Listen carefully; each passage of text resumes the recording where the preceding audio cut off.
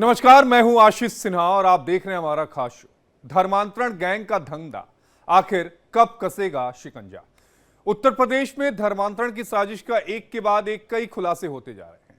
पैसों और लालच के जरिए लोगों का धर्म बदलवाने का खेल खेला जा रहा है। इसका खुलासा तब हुआ जब कई गिरफ्तारियां हुई।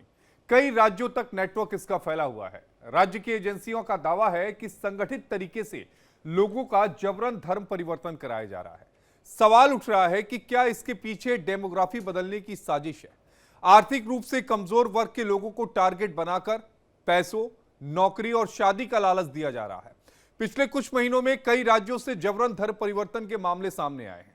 यूपी में पकड़े गए इस गिरोह का नेटवर्क बिहार, दिल्ली, हरियाणा तक फैला हुआ बताया जा रहा है। एजेंसियों का दावा है कि विदेशी फंडिंग के जरिए इस सिंडिकेट को सपोर्ट मिल रहा है। जांच एजेंसियां हवाला और मनी लॉन्ड्रिंग के एंगल से भी जांच कर रही हैं। पुलिस ने अब तक 14 लोगों से ज्यादा गिरफ्तार किया है। इनमें मौलवी, एनजीओ से जुड़े लोग और स्थानीय जो दलाल हैं वो शामिल हैं।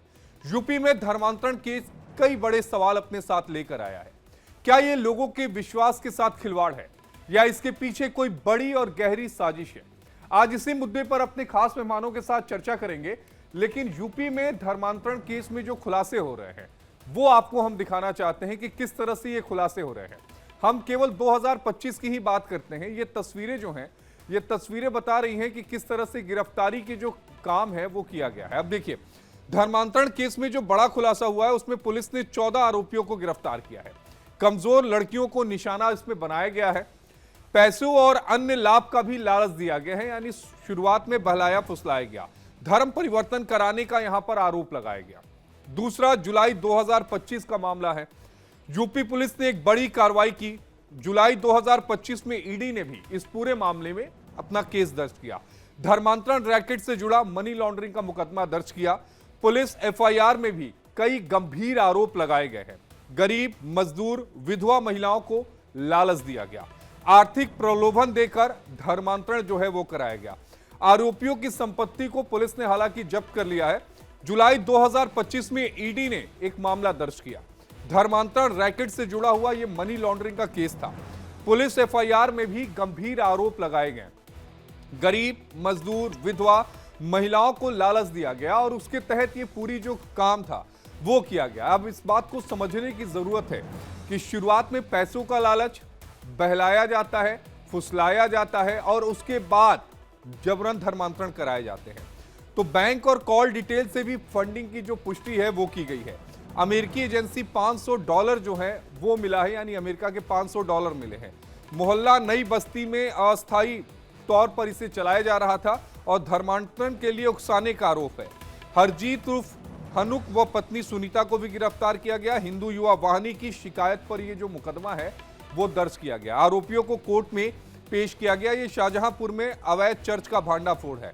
तो धर्मांतरण मामले में जो अवैध जो सबूत हैं जो मिल रहे हैं वो आपके टीवी स्क्रीन पर हैं। अमेरिकी एजेंसियों से $500 मिले हैं, इस बात के जो सबूत हैं ये मिला है। और ये पूरा जो मामला है वो शाहजहांपुर में अवैध चर्च का भांडाफोड़ हुआ है। तो अलग अलग तरीके से धर्मांतरण जो रैकेट है वो हमारे मुल्क में तेजी से पनप रहा है। धर्म के नाम पर लोगों को गुमराह किया जा रहा है।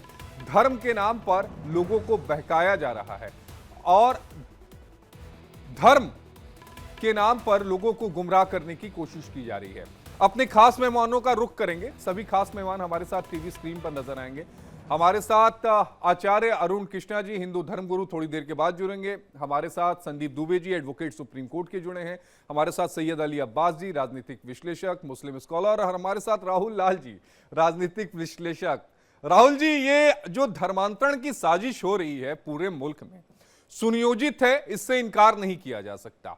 लेकिन सवाल यह उठता है कि अलग अलग मामले अलग अलग राज्यों में आ रहे हैं, लेकिन फंडिंग ज्यादातर मामलों में बाहर से हो रही है।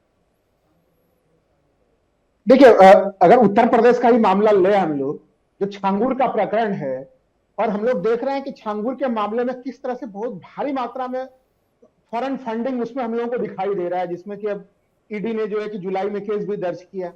लेकिन अभी भी सवाल बड़े खड़े होते हैं कि आखिर ये विदेशी फंडिंग भी आ जा रही है, इतना बड़ा सा सिंडिकेट भी चल रहा होता है, तो जो ये धर्मांतरण की ये जो मेथड है, ये मेथड स्पष्ट है कि ये कहीं कहीं जो हमारे संविधान में जो व्याख्या है कि कोई व्यक्ति अपने इच्छा अनुसार, अपने स्वाभाविक, अपने मूल्यों के अनुसार धर्म परिवर्तन कर सकता है, वो किसी का फंडामेंटल राइट हो सकता है। लेकिन इन प्रकार के घटनाओं में जो चीजें सामने में दिख रही है कि उसको बाहर से कुछ शक्तियां मोटिवेट कर रही है। अब इंटरेस्टिंग यह है कि छांगुर तो बिल्कुल दिख रहा है कि वो उस पूरे प्रकरण को हेड करते हुए, लेकिन सबसे बड़ा सवाल यह है कि छांगुर को प्रोत्साहन किससे प्राप्त हो रहा था? ईडी की जांच इतनी देर से क्यों शुरू हुई? हमारे आपके अकाउंट में कुछ अगर पैसे, कुछ लाख पैसे कहीं से आ जाए तो तमाम एजेंसियां सक्रिय हो जाती हैं, लेकिन यहां पर एजेंसियों को सक्रिय होने में क्यों समय लगा? तो हमें लग रहा है कि भारतीय जनता पार्टी और जो उनका जो सत्ता का तंत्र है, मतलब मैं सत्तारूढ़ पार्टी कह रहा हूं कि जो उसके पीछे का तमाम आपने तंत्र है। जैसे ही भारतीय जनता पार्टी का नाम लिया, संदीप दुबे जी मुस्कुराना शुरू कर दिए। आप संदीप जी की मुस्कुराहट को देख लीजिए। नहीं, बिल्कुल संदीप जी का मुस्कुराना स्वाभाविक है। वो देखिए लॉयर है, समझता है इन मामलों को, कितना गंभीर किस्म का मामला है ये। मैं केवल एक ही चीज कहूंगा इसमें कि कौन लोग हैं जो पर्दे के पीछे से इन्हें समर्थन प्रदान करते हैं। ये पर्दे के पीछे से समर्थन तो सत्ता तंत्र ही प्रदान कर रहा है, कोई विपक्ष तो उन्हें समर्थन प्रदान नहीं कर रहा है। तो हमें लग रहा है कि ये जो एक नैरेटिव गढ़ा जाता है कि हिंदू खतरे में है, हिंदू खतरे में है, इसमें ये दोहरा चीजें हमें नैरेटिव नजर आती गढ़ने हैं। की जरूरत नहीं है राहुल लाल जी। ये सच्चाई है कि जब अपने ही मुल्क में हिंदू 7 राज्य और एक केंद्र शासित प्रदेश में अल्पसंख्यक हो जाए तो नैरेटिव गढ़ने की वहां जरूरत नहीं होती है। वो सच्चाई है, उसे समझने की जरूरत है। आचार्य अरुण कृष्णा जी, आपसे एक रिएक्शन चाहूंगा।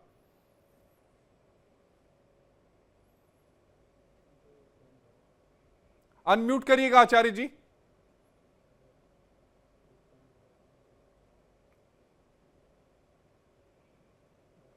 आवाज नहीं आ रही है, आचार्य जी की आवाज नहीं आ रही है। संदीप दुबे जी, आप रिएक्शन एक दे दीजिएगा। देखिए, मैं अपने राहुल भाई की बात सुन रहा था।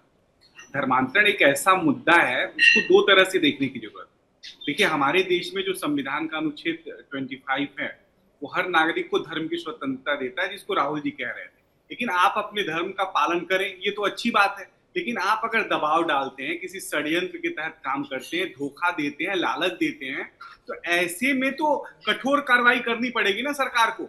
दूसरी जो सबसे बड़ी बात है, कुछ राज्यों में तो कानून बनाए, उत्तर प्रदेश, मध्य प्रदेश, अन्य राज्यों में जबरन धर्मांतर विरोधी कानून बनाए गए। लेकिन मुझे लगता है कि राहुल जी, ये राष्ट्रीय स्तर का विषय है और ये राष्ट्र को इसके लिए सजग होना पड़ेगा, क्योंकि एक तरह से ये राष्ट्र के खिलाफ षड्यंत्र हो रहा है। कब तक हम संविधान की दुहाई देते देते और हम अपने देश के साथ धोखा खाते रहेंगे? तो केंद्र सरकार को चाहिए कि इस पे त्वरित कार्रवाई करके राष्ट्रीय स्तर पे यूनिफॉर्म कोई लॉ लेके आया जाए जो बेहतर हो, और ताकि इस तरह के लोग जो काम करने में लगे हुए भारत के अंदर, जो षड्यंत्र कर रहे हैं, उनके खिलाफ कठोर कार्रवाई हो। राहुल जी, एक मैं बात बता रहा हूँ। आज से 2 साल पहले एक क्लाइंट आया जिसका नाम मुकेश था। उसने माइकल लिख रखा था और उसने 20 रुपए के एफिडेविट पे मुकेश अलायंस माइकल करके माइकल डिसूजा बन गया। और वो इसलिए बना कि उसको अपने 2 बच्चों को कॉन्वेंट स्कूल में पढ़ाना है। तो यहाँ जो भी ईसाई मिशनरियां हैं या दूसरे धर्म के हैं, वहां शिक्षा के प्रलोभन में भी बहुत से हमारे नहीं, आप बिल्कुल सही बात कह रहे हैं। इस पर धर्माचार्य जी का एक रिएक्शन ले लेता हूं। धर्माचार्य जी, जिस मुद्दे को संदीप दुबे जी ने उठाया वो मुद्दा बेहद अहम है। मदरसा है हमारे मुल्क में, क्रिश्चियन माइनॉरिटी जो स्कूल्स हैं वो हमारे मुल्क में हैं, लेकिन गुरुकुल कहीं नजर नहीं आता। गुरुकुल खत्म हो गया है और ये जितने भी क्रिश्चियन स्कूल्स हैं वहां पर बेनिफिट, अगर आप क्रिश्चियन समुदाय से आते हैं तो आपको ज्यादा बेनिफिट मिलता है, दाखिले उनको मिलते हैं। और कई बार होता है कि लोग अपने बच्चों की बेहतरी के लिए अपना धर्म परिवर्तन करके इन स्कूलों में पढ़ाते हैं। इस बात से भी इनकार नहीं किया जा सकता। शिक्षा प्रणाली में गुरुकुल क्यों पिछड़ गया?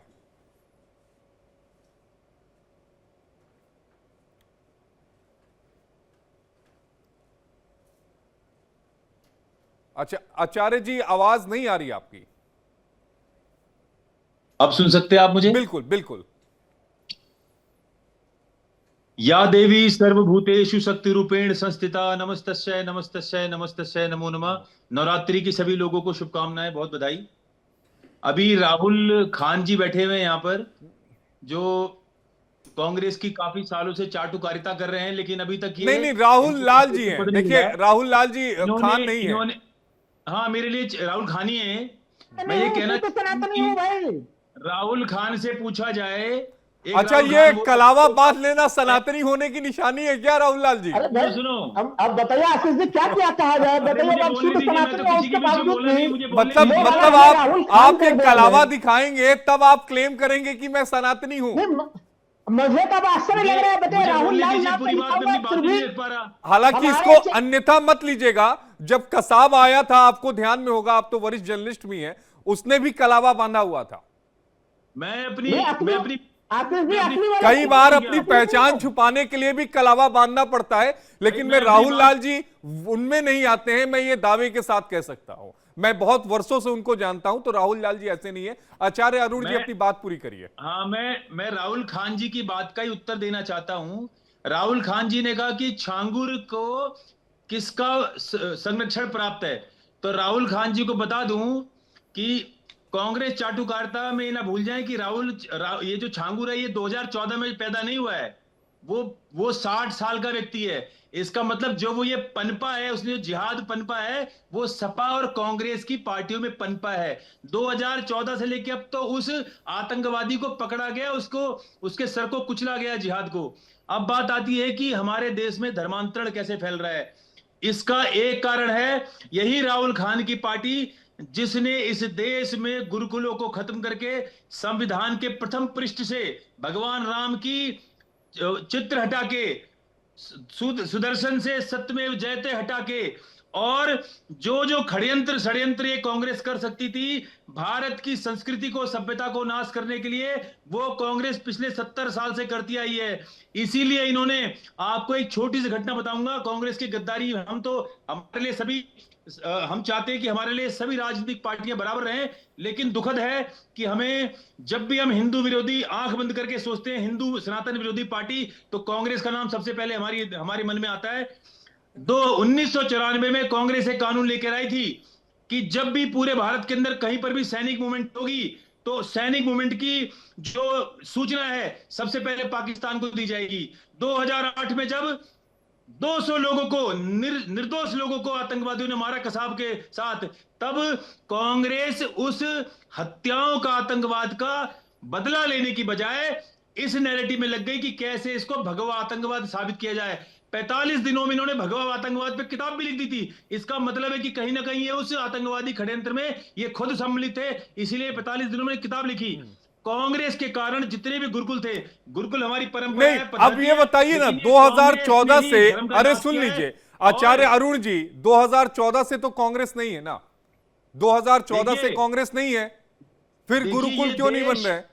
ये देश नहीं क्यों नहीं बन रहा, आप भी जानते हैं कि इन 10 वर्षों में कितना सनातन जागृति आई है। अरे हमारे परम पिता प्रभु राम की मंदिर बन गया, जगह जगह सनातन धर्म से जुड़े सभी कार्य हो रहे हैं, हिंदू उत्थान, हिंदू जागृति आ रही है। आज एक सनातनी खुल के बोल सकता है कि गर्व से कहो हम हिंदू हैं। अब देखो राहुल खान की, आप देखो इन बेचारे का, इनकी दयनीय हालत कि ये कांग्रेस की चाटुकारिता करते अरे हैं, लेकिन आचार्य फिर भी अरुण लिख जी, नहीं पा रहे व्यक्तिगत मत कि मैं होइए, आप तो कांग्रेसी हूं। आचार्य है ना, ये डर है आज आप कांग्रेसियों व्यक्तिगत का। क्यों हो रहे हैं? तो हमारा कहना यह है कि कांग्रेस ने इस देश की आत्मा को, मूल आत्मा का नाश करने के लिए, भारत संस्कृति का अब नाश ये करने के बताइए लिए, ना, ये जो अवैध धर्मांतरण हो रहे हैं, ये भी करने कांग्रेस के पार्टी करा रही है 70 क्या? वर्ष लगा दिए। कांग्रेस पार्टी ना यूपी में सत्ता में है, ना केंद्र में सत्ता में है, ये कांग्रेस पार्टी करा रही है क्या?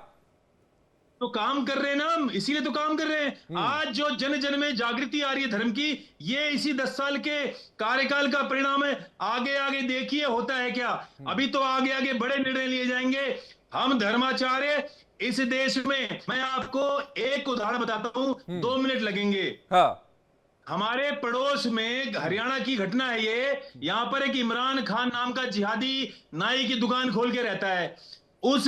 जब मैं उससे पहली बार मिला तो उसके हाथ में राहुल खान की तरह कलावा बांधता है वो इमरान खान। आप ही देखिए कि उसके नाम का, उसका जो फेसबुक की आईडी है, वो इमरान खान नहीं है, उसकी फेसबुक आईडी है अभी तंवर, और वो लिखता है कि मैं राजपूत हूं जयपुर का। और हिंदू लड़कियों को, शादीशुदा है, अपने सगे मामा की लड़की से ब्याह करके बैठा हुआ है, और एक लड़की है तो जयपुर में छोड़ तो रखा है आप बच्ची को शिकायत भी। क्यों और नहीं यहाँ पर करते? हिंदू लड़कियों आप को शिकायत अभी करिए। तक राहुल भाई, बताते मैं आपके पास बताता आऊंगा, है, लेकिन हमने सैयद साहब के स्वयं पास पकड़ा है, चलूंगा। इसको स्वयं पकड़ा है। ठीक है, ठीक है, मैं सैयद साहब के पास चलूंगा। सैयद अली अब्बास साहब, एक रिएक्शन आपका प्लीज। क्या सवाल है राखी जी? अवैध धर्मांतरण को लेकर अब सवाल यह उठ रहा है, जैसा भी आचार्य जी ने कहा कि कांग्रेस के राज में बहुत ज्यादा नुकसान हुआ। 2014 के बाद जो चीजें हैं वो स्पष्ट तौर पर सामने आ रही हैं, इसलिए मुकदमे भी दर्ज हो रहे हैं, इनकी गिरफ्तारियां भी हो रही हैं। सैयद साहब, और ये धन कहाँ से आ रहा? अवैध धन जो आ रहा है, ये किसके नाक के नीचे आ रहा? तो ऐसे ऐसे धर्माचार्य पैदा होंगे जो समाज में जहर घोलते हैं। अरे अपने गिरेबान में मुंह डाले, जो उनको बार बार जो है राहुल खान कर रहे हैं। ऐसे ढोंगी धर्माचार्य जब होंगे देश में, कई शिक्षा दीक्षा नहीं देंगे लोगों सैयद को। भाई, कम से कम आप तो भाषा की मर्यादा रखिए, आप तो पढ़े लिखे मुस्लिम स्कॉलर हैं। जी, तो मैं तो यही कह रहा हूँ कि अपने घर को संभालेंगे। इनसे अपना घर नहीं संभल रहा। ये क्षुद्र कह के 90% जो हिंदू हैं उनको ये हिंदू नहीं समझते, और ये जहर घोलते हैं, उनके साथ भेदभाव करते हैं। पिछड़े और दलितों को ये जो है इनके मंदिर में प्रवेश नहीं जाने देते, और कोई अगर पिछड़ा मंदिर में चला गया तो उसके मंदिर को जो है ये गंगा जल से पाक करते हैं, गंगा जल से जो है उसको शुद्धिकरण करते हैं। इन्हें शर्म आनी चाहिए। इन्होंने आज तक कोई ऐसा कोई स्टेटमेंट है इनका? इन्होंने कोई इस तरह के जो कारनामे हुए हैं जो क्षुद्र कह के लोगों को जो है प्रताड़ित करते हैं, और सभी जितने भी ये इस तरह के लोग, ढोंगी लोग हैं, ये पहले अपना घर संभालें। सरकार से ये सवाल करें कि ये अवैध धन कहाँ से आ रहा है, इनके खिलाफ कितने लोगों के खिलाफ अब तक कार्रवाई की।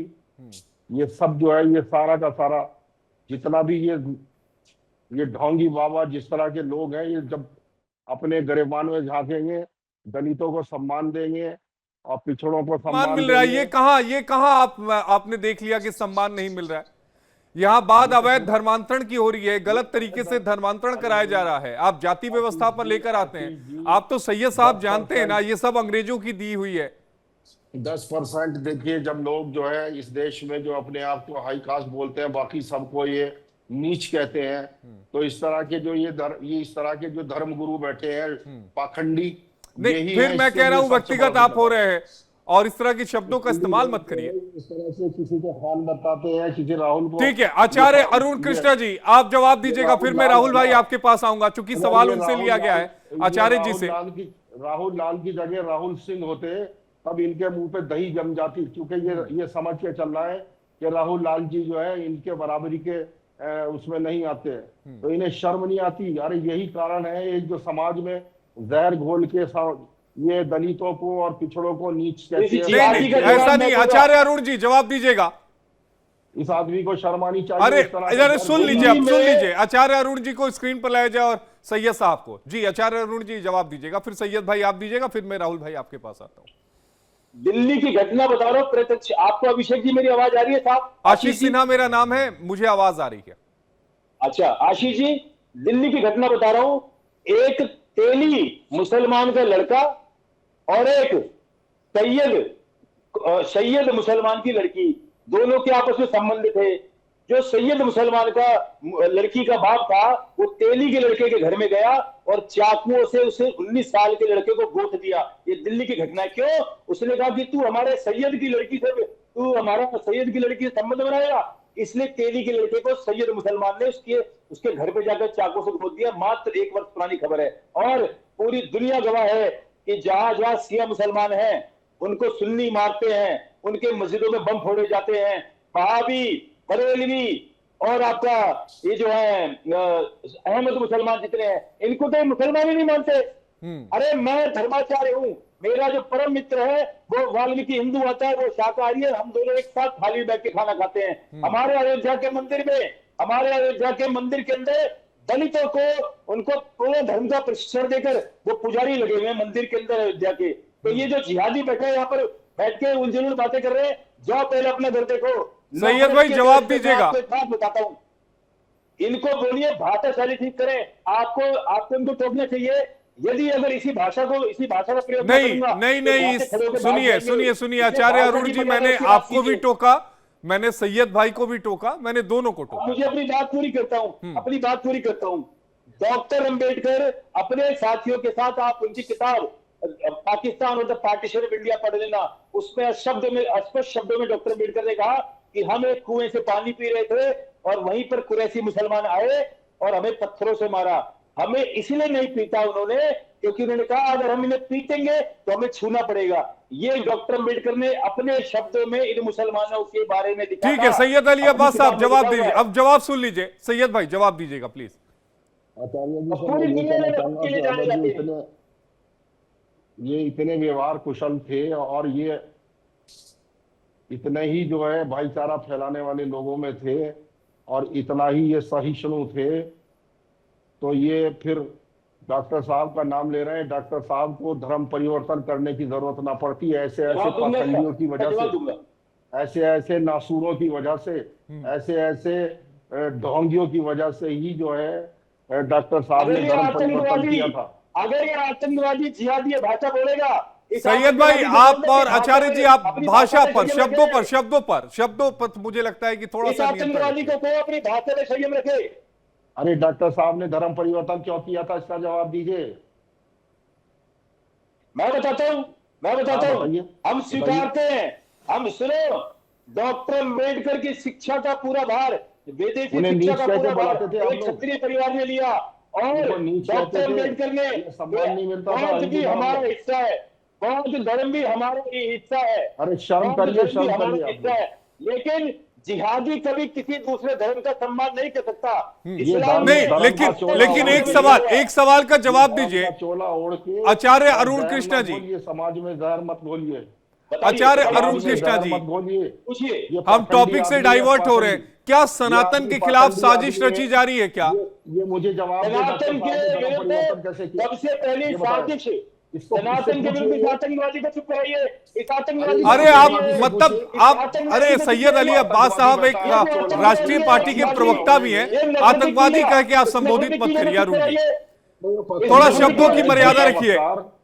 देखिए ये मर्यादा से बात कर, अरे सैयद भाई शब्दों की मर्यादा रखिए आप लोग। इससे पूछिए, ये मर्यादा से बात करूंगा। ये गलत बात बोल रहे हैं तो गलत बोलूंगा मैं। यार सुनने नहीं दिखाई बात है इसकी, इस आतंकवादी की।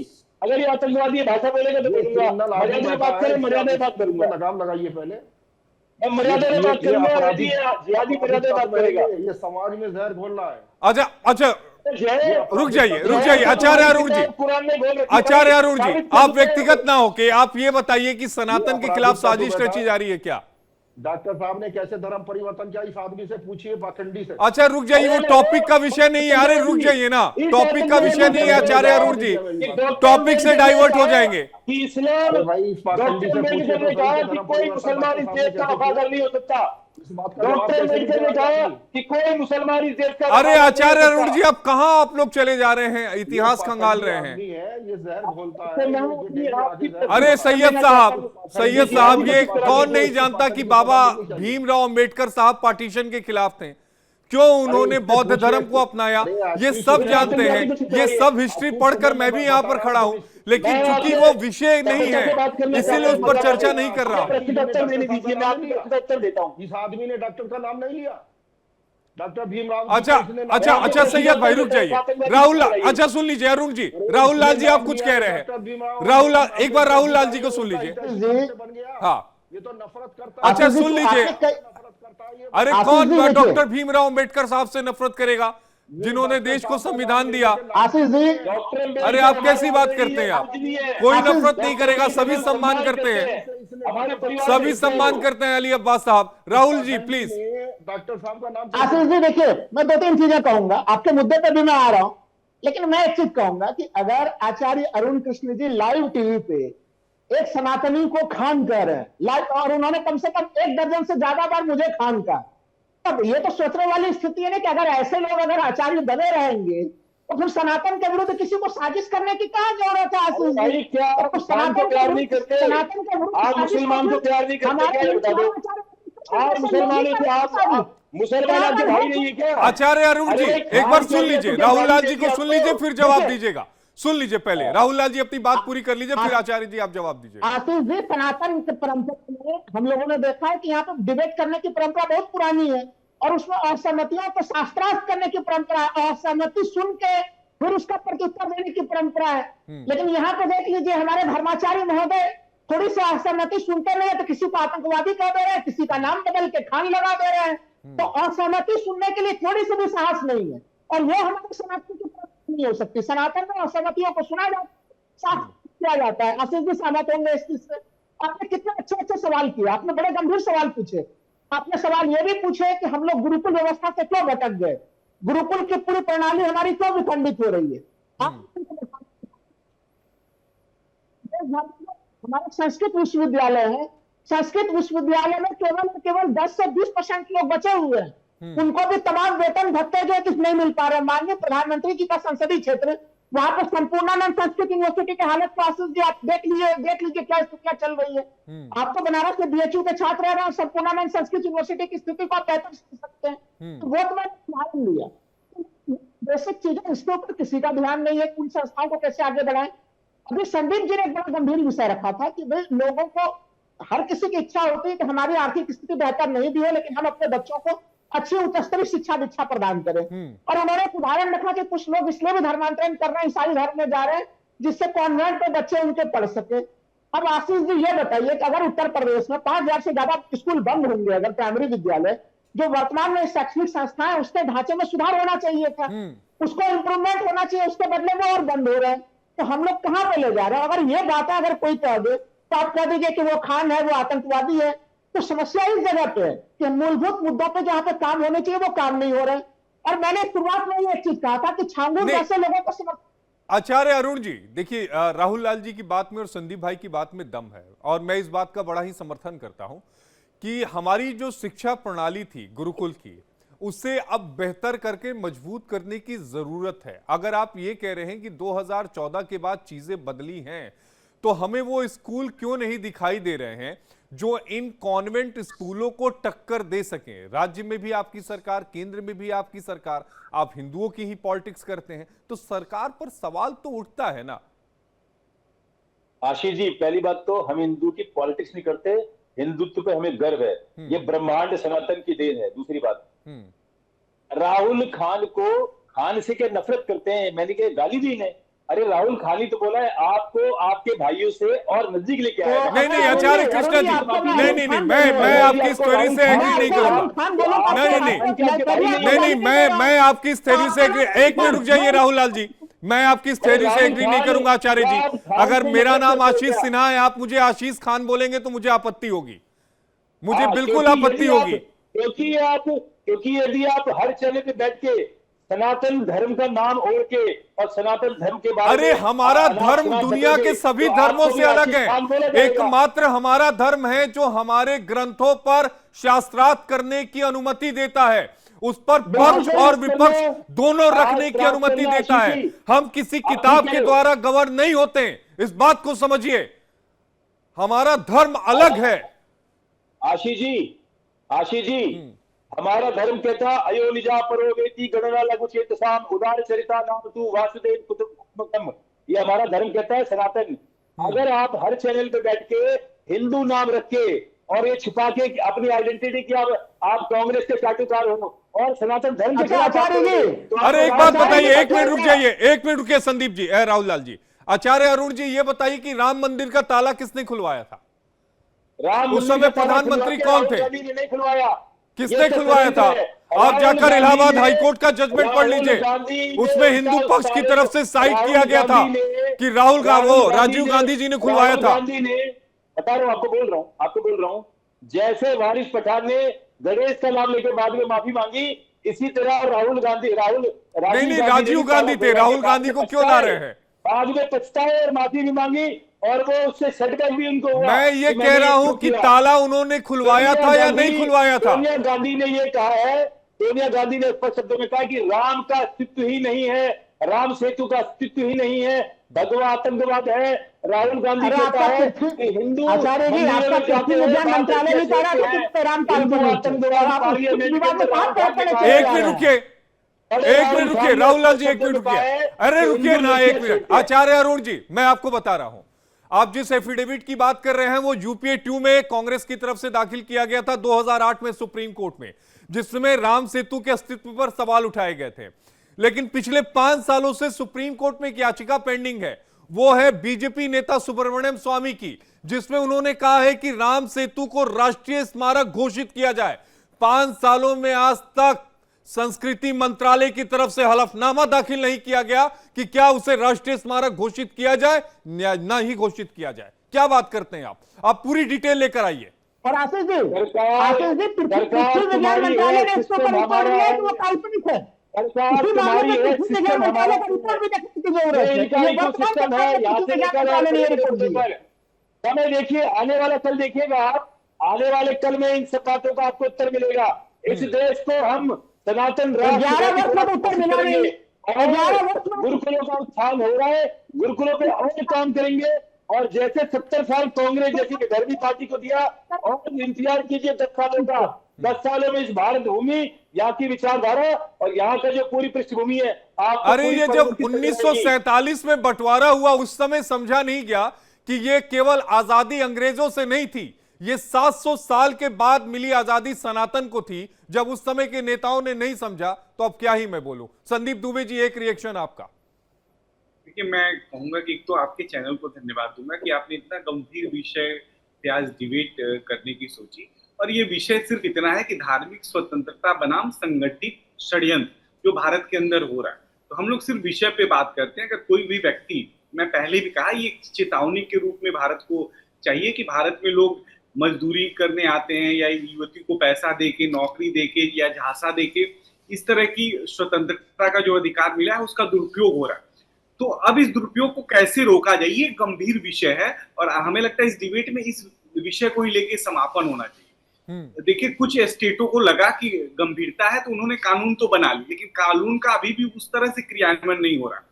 अभी भी आज जो डिबेट हो रही है, हम मैकाले की इंग्लैंड के अंदर पारित जो प्रस्ताव था कि सब्सिडी खत्म कर दो संस्कृत और अरबी में, वही षड्यंत्र आज तक हिंदू मुसलमान। अच्छा, उसी लॉर्ड मैकाले को जिसने 1835 में अंग्रेजी शिक्षा को लेकर आया था और बाद में ब्रिटेन की संसद में जाकर उसने बयान दिया और यह कहा कि यह अंग्रेजी शिक्षा इसलिए लाई गई है ताकि हमें कम कीमत में मजदूर मिल सके और हम लंबे समय पर हिंदुस्तान पर हुकूमत कर सके, उस लॉर्ड मैकाले को इतना महान बताया गया हमारे इतिहास में कि पूछिए मत। बिल्कुल आशीष जी, और उसी की पद्धति अभी हर स्टेट उसको फॉलो कर रहा है। और आज ये जो पंडित जी हैं या हमारे अब्बास भाई हैं आपस में लड़ रहे हिंदू मुस्लिम के नाम पे, या हम मित्र हैं उनको भी भला बुरा कहना, हमें किसी को भला बुरा कहने की जरूरत नहीं है। हमें अभी स्वयं में सुधार करने की आवश्यकता है। और सनातन भी इतना कमजोर नहीं है कि कोई इस तरह का प्रवाह आए और सनातन को खत्म कर दे। यहाँ 3 चीजें बहुत इंपॉर्टेंट है। कानून तो अपना काम कर रहा है या करेगा, हो सकता है सरकार कोई बहुत बृहद कानून बनाए, नहीं भी बनाए, लेकिन समाज अपनी चिंता कर रहा है। और वो समाज का चिंता ही है इस धर्मांतरण को रोके हुए। और हम लोग को अपने समाज पे अभी भी भरोसा है। एक बात और मैं राहुल जी आपकी भी बात कहूंगा और हिंदू धर्म गुरु जी, अच्छी बात है, हमें कट्टर अपने हर धर्म को होना चाहिए। और खासतौर से जो हमारे सुपर हीरोज हैं, ये लोग सुपर हीरोज हैं सोसाइटी के, तो हमें इतना रखना है कि हम सबके अच्छे बुरे कर्म से हमारा राष्ट्र प्रभावित होता है। हम सबको मिलकर अपने राष्ट्र समाज के लिए अच्छा करना है, ताकि हमारा राष्ट्र प्रथम की भावना के साथ भारत का जो विश्व गुरु बनने का सपना है, उसमें हम इस सपने को साकार करें और हम सफल हो। और धर्मांतरण को लेकर मैं सिर्फ एक बात कहूंगा, शिक्षा है, रोजगार है, लालच है, मनुष्य को स्वयं इसका परित्याग करना पड़ेगा। धर्मो रक्षति धर्म, धर्म की रक्षा। अरे मैं आपको एक उदाहरण बताऊंगा संदीप दुबे जी। अरे सुन लीजिए संदीप भाई, सुन लीजिए, मैं तो हैरान हो गया। इस बार 25 दिसंबर को मैंने पंजाब के विजुअल्स देखे, वहां झांकी निकल रही है, मतलब क्रिसमस के मौके पर, और वो झांकी में इतने लोग थे, इतने लोग मौजूद थे कि मतलब आंखें फटी की फटी रह गई कि इतने लोग क्या कन्वर्ट हो चुके हैं या वाकई पंजाब में इतना नहीं ज्यादा ऐसी ईसाई वो धर्म हिंदू है। फैल चुका है? ये जो कन्वर्जन भी करने वाले हैं उनके भी आंखों पे चश्मा लगा, उनको भी धोखा मिल रहा है। मैं तो कहा ना, मेरे पास खुद ऐसा क्लाइंट आया, वो हिंदू है, मुकेश नाम है उसका, उसने अपना नाम बदला सिर्फ इसलिए कि बच्चों का एडमिशन हो, लेकिन ये जरूर है कि एडमिशन का शर्त है कि हर फ्राइडे को तुम चर्च आओगे। तो इस तरह की घटनाएं हो रही है भारत के अंदर, इसे शायद स्वीकार करना पड़ेगा। जब हम गलती स्वीकार करेंगे तभी उस गलती के खात्मे के लिए काम कर पाएंगे। तो आज गुरुकुल की आवश्यकता है। भारत को शिक्षा में बहुत सुधार की जरूरत है। हमारी शिक्षा व्यवस्था उस मापदंड को नहीं फुलफिल करती है जो ये अमेरिकन कल्चर है, अंग्रेजी कल्चर भारत में जो घुसा हुआ है, इससे हम लड़ पाने में अक्षम है। इसे हमें स्वीकार करना पड़ेगा। अगर सक्षम राष्ट्र की समय के साथ तो हमें परिवर्तन लाना पड़ेगा ना संदीप जी। समय के साथ हमें परिवर्तन अपने भीतर लाना पड़ेगा। हमें अपनी शिक्षा की प्रणाली में भी परिवर्तन लेकर आना पड़ेगा, तभी हम समय की मुख्य धारा के साथ चल पाएंगे, वरना समय से पीछे रह जाएंगे। राहुल लाल जी, आप कुछ कह रहे थे, फिर सैयद भाई आपके पास आऊंगा। आशीष जी, देखिए, मैं मानता हूं कि जो अभी यहाँ पे संदीप जी ने कही कि जो मुख्य मामला है, विषय हम लोगों का, कि धर्मांतरण स्वैच्छिक तौर पे कोई करे, इंडिविजुअल करे, वो समस्या नहीं है। लेकिन अगर धर्मांतरण संगठित अपराध के रूप में करे, क्योंकि संगठित अपराध के रूप में मैंने ओपनिंग में भी यही चीज कही थी कि संगठित अपराध को रोकना हमारे सरकारों की बिल्कुल एक अनिवार्य जिम्मेवारी बनती है। और छांगुर के प्रकरण में सरकार उस प्रकरण में कहीं कहीं फेल होते हुए देखी। अब देखिए, अब बीजेपी का समर्थक ये कहने कि भाई इतनी बड़ी तो कार्रवाई हो रही है, इतनी बड़ी, और वो कब बड़ा हो गया छांगुर? अभी धर्मगुरु जी ने यह भी चीज कहा कि वो 14, 15, 16 में, भाई अरे तब तो वो टिकिया बेच रहा था साइकिल पे घूम घूम के। लेकिन इसका जो इतना बड़ा सा साम्राज्य हम लोग देख रहे हैं, वो इधर हाल में हुआ है, बलरामपुर में जाके किसी से पूछ लीजिए। नहीं, मैं राहुल जी बता रहा हूं, 2009 में ये साइकिल पर अंगूठी बेचा करता था। 2016 में इसने अपनी बीबी को पंचायत का चुनाव लड़वाया और उसके बाद से ये प्रभुत्व में आया। पालन कर पाए। मैं वही चीज कह रहा हूं।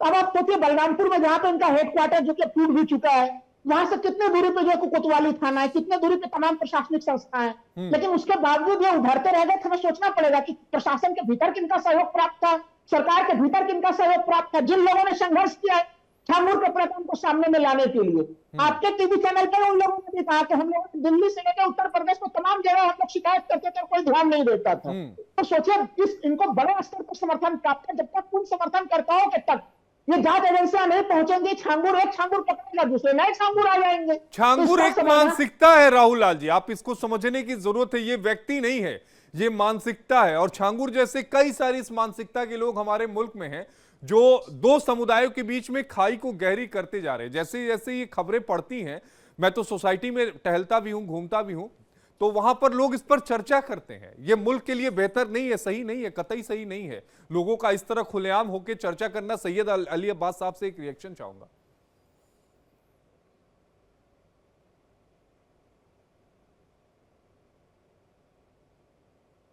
सैयद भाई, आप ही से। समाज में जब गैर बराबरी होगी तो उसका दुष्परिणाम तो होंगे ही होंगे। जब समाज में जो है दलितों का सम्मान नहीं दिया जाएगा, जब सैयद अली साहब, आप मानते हैं कि कोई साजिश नहीं रची जा रही है, सारे लोग अपने आप कन्वर्ट हो रहे हैं, लव जिहाद के जो मामले आ रहे हैं ये सब स्वैच्छिक है, कोई इसमें साजिश नहीं है? जब ऐसे ऐसे धर्माचार्य धर्म का ठेका लेके बैठ जाएंगे, जिस तरह के शब्द आपके धर्माचार्य बोल रहे हैं, दूसरों को जो है आप जो है बदनाम कर रहे हैं, आप जलील कर रहे हैं, आप जो है इस तरह की भाषा बोलते हैं, तो ये धर्माचार्य भी तो जिम्मेदार हैं इस्लाम के लिए। ये अच्छा, एक बात बताइए कि क्या इस्लाम के जो मौलवी हैं या इस्लाम के स्कॉलर्स हैं या फिर इस्लाम में जो प्रबुद्ध लोग हैं, इनकी जिम्मेदारी नहीं बढ़ती कि समाज के भीतर जाएं, एक मैसेज दें कि इस तरह के जो काम है, गलत तरीके से जो हिंदू बेटियों को फंसाया जा रहा है, वो कतई सही नहीं है, अगर ऐसा होता है तो परिवार को ही बेदखल कर देंगे समाज से? क्या इस तरह के स्ट्रॉन्ग मैसेज देने की जरूरत नहीं है क्या? देखिए, समाज जो है, समाज सबसे बड़ा इसके लिए जिम्मेदार है। मैं धर्माचार्य जब लफ्ज इस्तेमाल कर रहा हूं तो मैं हिंदू मुसलमान की बात नहीं कर रहा, मैं सभी धर्मों के धर्माचार्य जो हैं, चाहे उसमें मौलवी मुल्ला हो, चाहे उसमें पाखंडी हो कोई, चाहे उसमें पीत वस्त्रधारी कोई हो, चाहे जहर घोलने वाले हो, ये सब जिम्मेदार हैं। आचार्य जी, आपने सुना? आज तक किसी मंदिर के अंदर ना जाली नोट बनाने की मशीन पकड़ी गई, ना 50,000 कारतूस पकड़े गए, ना बंदूकें पकड़ी गई, ना अलकायदे से जुड़े आतंकवादी पकड़े गए। अभी पिछले हफ्ते 5 आतंकवादी पकड़े गए झारखंड उत्तर प्रदेश से। सभी मस्जिद मदरसे आतंकवाद का अड्डा है। स्वयं स्पष्ट शब्दों में इनकी नहीं कुरान नहीं, में लिखा फिर हुआ ये है, मुझे लगता है कि विवादित बयान देते हैं। सभी मस्जिदों को कहेंगे ये विवादित है। आप अगर 2-4 से पकड़े जाते हैं तो आप सभी को नहीं कहेंगे ना। ये आदमी जो है फिर विश्व मुझे बोलने नहीं दिया। जब अपने खान को, अपने पड़ोसी, अपने रिश्तेदार को बोलने दिया, ये जैसे मैंने अपनी पाखंडी बात रखी राहुल खान को पीछे करने लगा है। अपनी बात इस आदमी को सिर्फ पाखंड के अलावा कुछ नहीं। इस पाखंडी को विश्व अमल करने का सिर्फ जो है वो बात पढ़ाया गया। एक एक करके बोलिए, क्योंकि आवाज ओवरलैप हो रही है, आवाज आ ही नहीं रही है मुझ तक। कौन क्या कह रहा है? एक एक करके। राहुल लाल जी पहले आप बोलीजिए, फिर आचार्य जी आप बोलिएगा, फिर मैं आप सैयद भाई आप बोलिएगा प्लीज।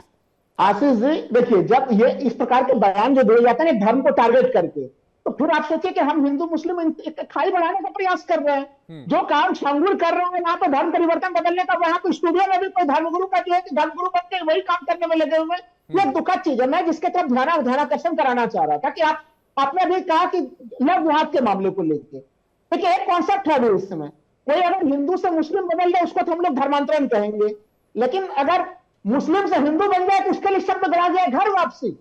200 साल तो कैसे खबरें चलती हैं अभी कि अभी हम लोगों ने देखा कुछ दिन पहले मथुरा वृंदावन में 1-2 महीना पहले कि 14-15 लोगों ने जो कि धर्मांतरण। राहुल लाल जी सवाल ये नहीं है, मैं बार बार क्या कह रहा हूं, जो प्रलोभन देकर जबरदस्ती गुमराह कर जो धर्म परिवर्तन किया जा रहा है, सवाल उस पर है। अब बात समझिए, हमारे सरकारों को होना पड़ेगा।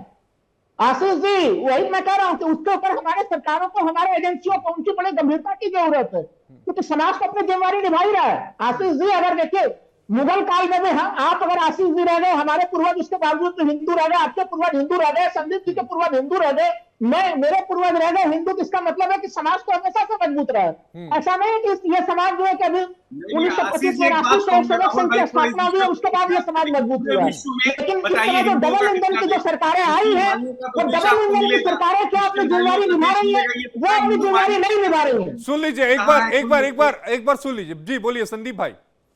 मैं कह रहा हूं राहुल भाई, थोड़ा विश्व के परिप्रेक्ष्य में देखिए। हर समाज अपने समाज के लिए जीता है, ये आप सर स्वीकार करेंगे। पूरे विश्व में आपको क्रिश्चियन के कई देश मिल जाएंगे, मुस्लिम भाइयों के भी कई देश मिल जाएंगे। हिंदुओं का देश क्यों गायब हो रहा है? इसीलिए हो रहा है, अब हमारे आचार्य जी हैं, उसको कहने का उनका तरीका अलग है, लेकिन इसीलिए हो रहा है कि हम आप जो है धर्म और अपने आस्था के नाम पे अलग अलग मत रखते हैं। और आशीष जी ने यही कहा, यही हमारे धर्म की खूबी है। हमें कितना बांटोगे, कितना छोटा करोगे, वो तुम्हारी मानसिकता। नहीं, मैं संदीप भाई मैंने एक और बात कही थी, सुन लीजिए राहुल जी, मैं यही कह रहा था कि जब बंटवारा हुआ उस समय के जो हुक्मरान थे, इस बात को भी समझना पड़ेगा कि जो सनातन की आजादी है केवल 200 सालों की अंग्रेजों की आजादी नहीं थी, वो मुगलों से भी आजादी मिली थी, वो आजादी 700 सालों के बाद आजादी मिली थी। तो उस समय इस बात को भी समझना चाहिए था। बहरहाल राहुल लाल जी आप कुछ कह रहे थे।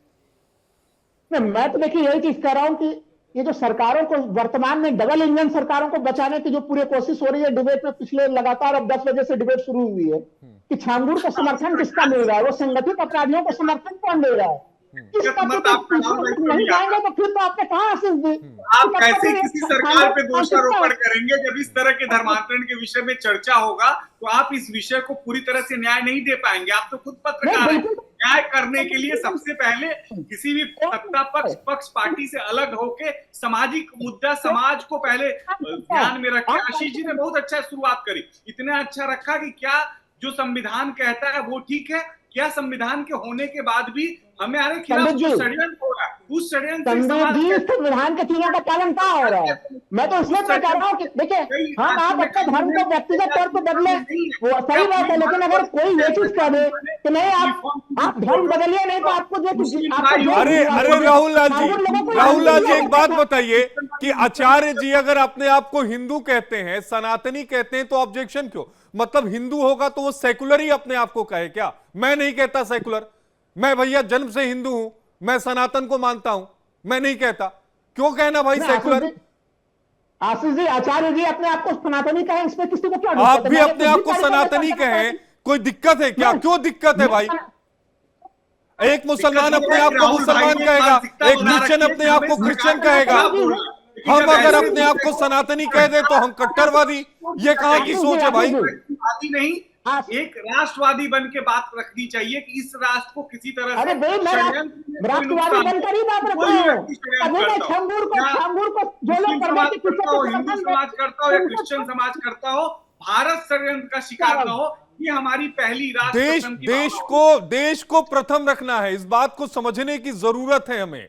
मुल्क है तो हम हैं। आसपास के मुल्कों का देख लीजिए, पाकिस्तान का देख लीजिए, अफगानिस्तान का देख लीजिए, बांग्लादेश का देख लीजिए, आप हर मुल्कों के पड़ोसी मुल्कों को देख लीजिए, या तो बर्बाद हो चुके हैं या बर्बाद होने की कगार पर पहुंचे हैं। तो मुल्क को बचाना बेहद जरूरी है। सैयद साहब, फाइनल कमेंट की शुरुआत मैं आपके साथ करना चाहूंगा। सैयद साहब 30 सेकंड आपको, क्योंकि अब वाइंड अप भी करना है, अब समय थोड़ा कम बचा है। सैयद साहब 1 minute please, final comment. Final comment तो यही रहेगा कि जब हम 4 लोग एक किसी नतीजे पे नहीं पहुंच सकते, एक दूसरे को गाली देने तो उतारू हैं, एक दूसरे को नीचा दिखाने पे उतारू हैं, तो फाइनल कमेंट में क्या कहा जाए? एक दूसरे के से नफरत की नजर से देखते हैं हम लोग एक दूसरे को, और उसका जो है फिर सच्चाई सुनने के लिए कोई तैयार नहीं रहता। हमारे हिंदुस्तान में जितने भी इस तरह के धर्म परिवर्तन के ठेकेदार बने घूम रहे, जब अंदर से उनको देखेंगे तो वो सरकार की कहीं ना कहीं प्रशासन के संरक्षण में होगा, और प्रशासन के लोगों को जब कोई उसकी सजा नहीं मिलेगी। अब छांगुर की बात नहीं की, कितने सजा का मिलना बेहद जरूरी है। सैयद अली अब्बास साहब, संदीप जी, सजा मिलना जरूरी है। केवल मुकदमा दर्ज कर लेना और जेल में डाल देना काफी नहीं है, आरोप साबित भी होना चाहिए। Double engine. आशीष भाई, मैं सिर्फ एक बात कहता हूँ, जब आस्था का आप निर्णय स्वतंत्र होकर नहीं करेंगे, प्रलोभन और षड्यंत्र से करेंगे, तो हमेशा जो समाज है ना, उसमें संघर्ष और वैमनस्य पैदा होगा। और ये कोई बहुत बड़ी बात नहीं है जो धर्माचार्य और हम स्कॉलर साहब की बात सुन रहे हैं, क्योंकि ये लोग जो जिम्मेदारी है, स्वयं हम कब उठाएंगे अपनी जिम्मेदारी? क्या हमारे घर से हमारा समाज नहीं बनता? तो हम सबको अपनी जिम्मेदारी उठानी पड़ेगी, न कि दोषारोपण करना पड़ेगा। हम सिर्फ एक दूसरे में दोष ढूंढ रहे हैं। और मैं यही बात राहुल भाई को भी कहूंगा, ये विषय राष्ट्र से संबंधित है।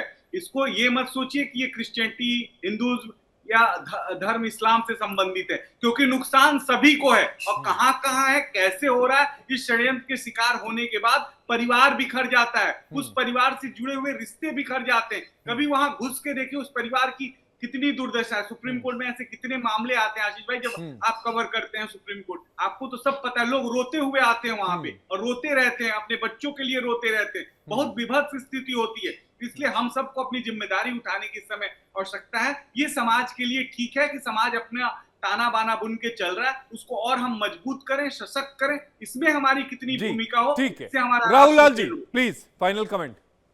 आशीष जी, जब तक हम लोग एक तरह से समदर्शी दृष्टिकोण नहीं रखेंगे, चाहे हिंदू कट्टरपंथी हो, चाहे मुस्लिम कट्टरपंथी हो, कट्टरपंथी चाहे किसी भी खेमे में हो, उसकी कठोर आलोचना करनी पड़ेगी हमें, और हमारे तंत्र को उसके लिए एक्टिव रहना पड़ेगा। ये हम लोग कहते रहे कि ना मैं हिंदू और हमें कट्टरपंथी केवल मुस्लिमों में दिखते, ये फॉर्मूले से काम नहीं चलने वाला। और मुझे दिख रहा है कि समस्या की जड़ किसी जगह पे छुपी हुई है। और अभी भी मैं कह रहा हूं, छांगुर जैसे लोग अगर खतरनाक हैं, तो छांगुर को समर्थन देने वाले लोग पर्दे के पीछे तो जो समर्थन दे रहे हैं, वो छांगुर से भी 100 गुना ज्यादा खतरनाक है। आचार्य जी से फाइनल कमेंट 30 सेकंड। आचार्य जी वाइंड अप करूंगा। 1947 की सत्ता परिवर्तन से देश गोरे विदेशियों से भूरे विदेशियों के पास आ गया, और ये जो भूरे विदेशी थे, इन्होंने 70 साल में हमारा भारतीय संस्कृति का नाश कर दिया। उस क्षतिपूर्ति के लिए हमें समय चाहिए, और हम समय ले रहे हैं। आने वाले कल में आप हमारे देश में, जैसे आप देख रहे हैं धर्म का जो उत्थान हो रहा है, इसको हम और बेहद रूप से करेंगे, विस्तार रूप से करेंगे। और पूरे देश को कहना चाहता हूं, ये मुल्ला राहुल खान जैसे लोगों से सावधान रहें। ये टिप्पणी स्वीकार्य नहीं है, ये सही नहीं है आचार्य अरुण जी, नहीं, ये स्वीकार नहीं है, ये स्वीकार नहीं है। वाइंड अप करूंगा। राहुल लाल जी आपका, संदीप जी आपका, आचार्य जी आपका और सैयद जी आपका, आप चारों खास मेहमानों का जुड़ने के लिए बेहद शुक्रिया।